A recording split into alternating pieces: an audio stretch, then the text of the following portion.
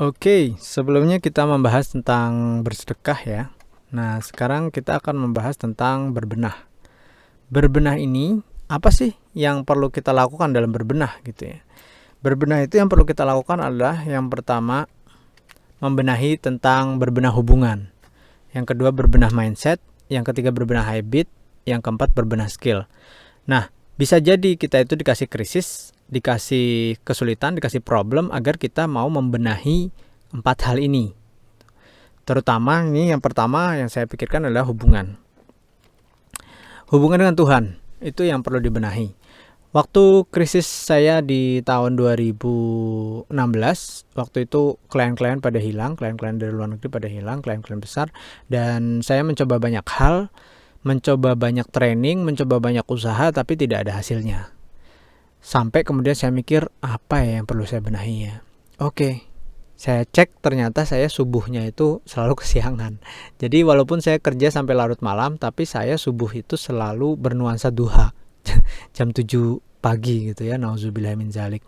Nah, ternyata ketika itu dibenahi gitu ya, jam 7 jadi lebih baik lagi. Walaupun tidak langsung bisa sholat subuh tepat waktu. Tapi ternyata step by step itu dibenahi. Kalau ngikutin frameworknya Atomic Habit, jadi bangun 5 menit lebih awal. Itu saya lakukan.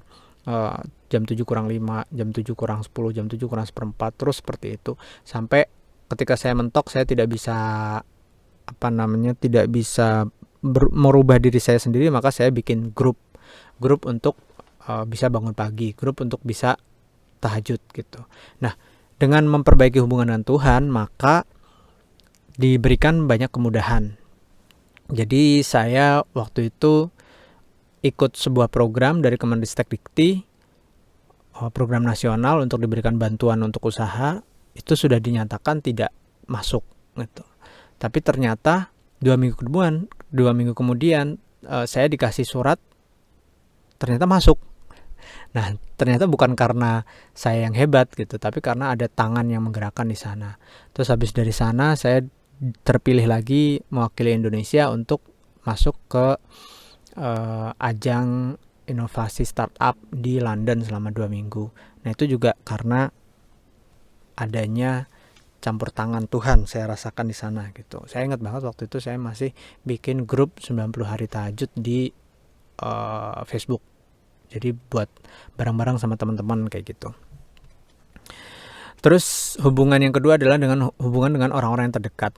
Ini termasuk hubungan dengan orang tua, hubungan dengan pasangan, hubungan dengan saudara atau anak. Ini kita inventarisir dan kita benahi hubungan-hubungan itu.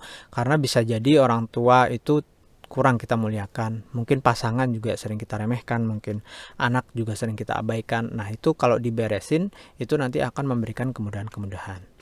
Yang ketiga adalah hubungan dengan masyarakat, yaitu kontribusi. Nah, ini saya rasakan manfaatnya sekali, berkontribusi waktu, tenaga, pikiran. Salah satu contohnya itu saya aktif di komunitas TDA Bandung.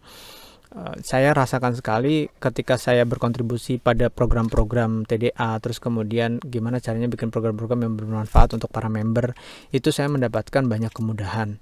Sebisa-bisanya saya lakukan walaupun cuman sedikit. Terus kemudian kepada kontribusi di masyarakat sekitar RT RW gitu, walaupun cuman ya ikutan ronda kayak gitu, ternyata itu memberikan kemudahan-kemudahan. Nah, hubungan ini kalau misalkan kita bisa bereskan, maka nanti akan memberikan kemudahan-kemudahan untuk kita melewati krisis atau permasalahan.